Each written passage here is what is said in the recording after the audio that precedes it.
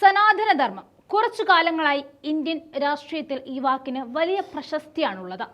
ഒരുപക്ഷെ BJP വരുന്നതിന് മുന്നേ ഇത്തരമൊരു വാക്ക് പോലും ഇന്ത്യൻ രാഷ്ട്രീയ ഘടകമായിരുന്നില്ല.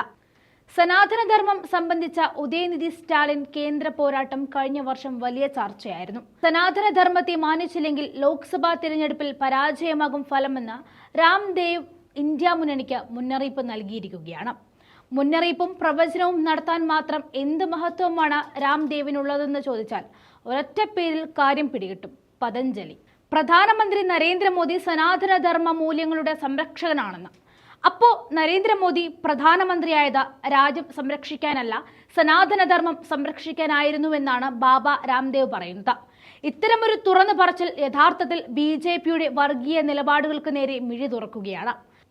കഴിഞ്ഞ ദിവസം പതഞ്ജലി പരസ്യ വിവാദത്തിൽ ക്ഷമാപണം ഹൃദയത്തിൽ നിന്നുമല്ല എന്ന് പറഞ്ഞുകൊണ്ട് സുപ്രീം കോടതി സത്യവാങ്മൂലം തള്ളിയ വിഷമം മാറ്റാനായി ഇന്ത്യ മുന്നണിക്ക് നേരെ തിരിഞ്ഞിരിക്കുകയാണ് ബാബ. ഹിന്ദു മതത്തിനെതിരെ നിലപാട് കൈക്കൊണ്ടാൽ വരുന്ന തിരഞ്ഞെടുപ്പിൽ കനത്ത തിരിച്ചടി നേരിടുമെന്നും സനാതനധർമ്മത്തെക്കുറിച്ച് സംസാരിക്കുന്നത് ഗൗരവത്തോടെ കാണണമെന്നും ഹിന്ദുത്വത്തെ അപമാനിക്കുന്നത് നാശത്തിലേക്കും ദുരിതത്തിലേക്കും വഴിവെക്കുമെന്നും രാംദേവ് കൂട്ടിച്ചേർത്തു. ബാബയുടെ വാക്കുകൾ 2024 പറഞ്ഞതാണെങ്കിലും പുള്ളിയുടെ ചിന്താഗതി പണ്ടത്തെ മുനിശാപ കഥകളിൽ കെട്ടുപിടിഞ്ഞ് കിടക്കുകയാണെന്ന് തോന്നുന്നു. ഈ മതേതര രാജ്യത്ത് ഇത്തരമൊരു പ്രസ്താവന നടത്തി വിജയിക്കാൻ നോക്കുന്ന നിങ്ങളെയും നിങ്ങളെ ചുമതലപ്പെടുത്തിയ പാർട്ടിയെയും സമ്മതിക്കണം. ഒരു രാജ്യത്തിന്റെ പ്രധാന ഘടകങ്ങളിലൊന്നായ സമത്വത്തെ ഇല്ലാതാക്കുന്ന വാക്കുകളാണ് ബാബയുടേത്. താൻ കഠിന പരിശ്രമത്തിലൂടെ രാജ്യത്തെ മുന്നോട്ട് കൊണ്ടുപോകാൻ ശ്രമിക്കുകയാണ്. ഈ കഠിന പരിശ്രമം എന്ന ബാബ ഉദ്ദേശിച്ചത് തെറ്റായ പരസ്യങ്ങൾ നൽകി പതഞ്ജലി വിൽക്കുന്നതാണോ എന്നറിയില്ല. യോഗയും ആത്മീയതയും കൊണ്ട് ജീവിതത്തിന്റെ പരമോന്നതിയിലെത്തിയെന്ന് കരുതുന്ന നിങ്ങൾ ഇതല്ലാതെ മറ്റൊന്നും പറയില്ല എന്നുറപ്പാണ്. BJP അധികാരത്തിൽ വന്നതിന് ശേഷമാണ് പതഞ്ജലിക്ക് ഇത്ര പ്രാമുഖ്യമേറിയതെന്നും നിങ്ങൾ ശ്രദ്ധിക്കണം. വിദ്യാഭ്യാസ വൈദ്യശാസ്ത്ര അടിമത്തത്തിൽ നിന്നും രാജ്യത്തെ സംരക്ഷിക്കാനാണ് തന്റെ ശ്രമം. ബാബയുടെ ആശ്രമം ആരും കാണാതെ പോകരുത്. കാരണം അതുകൊണ്ടാണ് ബാബ രാംദേവിന്റെ ഉടമസ്ഥതയിലുള്ള ദിവ്യ ഫാർമസിയുടെ 5 മരുന്നുകൾക്ക് ഉത്തരാഖണ്ഡിൽ നിരോധനം ഏർപ്പെടുത്തിയതും ആയുർവേദ യുനാനി ലൈസൻസ് അതോറിറ്റി പതഞ്ജലിക്കെതിരെ നടപടി സ്വീകരിച്ചതും. യോഗയും സേവദാമിയിലൂടെയും കോളനിവൽക്കരണ കാലത്തെ ദുർബോധങ്ങളെ ഇല്ലായ്മ ചെയ്യാനാണ് തന്റെ ശ്രമമെന്നും രാംദേവ് പറഞ്ഞു.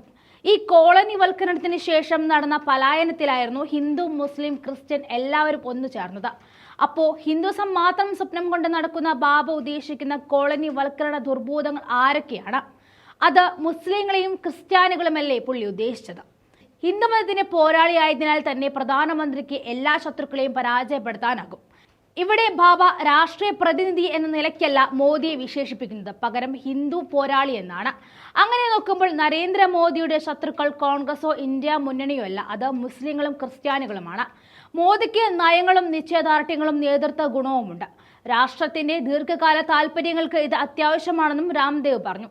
പക്ഷേ നിങ്ങളുടെ വാക്കുകളും മോദിയുടെ പ്രവൃത്തിയും കൂട്ടി വായിക്കുമ്പോൾ ഹിന്ദു താല്പര്യങ്ങളെ സംരക്ഷിക്കാനുള്ള നയങ്ങളും അവ നടത്തിയെടുക്കാനുള്ള നിശ്ചയദാർഢ്യവുമാണ് BJPക്കുള്ളതെന്നാണ് മനസ്സിലാകുന്നത്. ഹിന്ദുത്വത്തിന്റെ ദീർഘകാല താല്പര്യം സംരക്ഷിക്കാൻ ഞങ്ങൾ തയ്യാറല്ല. ഇതൊരു മതേതര രാജ്യമാണ്. ഇവിടെ എല്ലാവരും ഒന്നാണ്.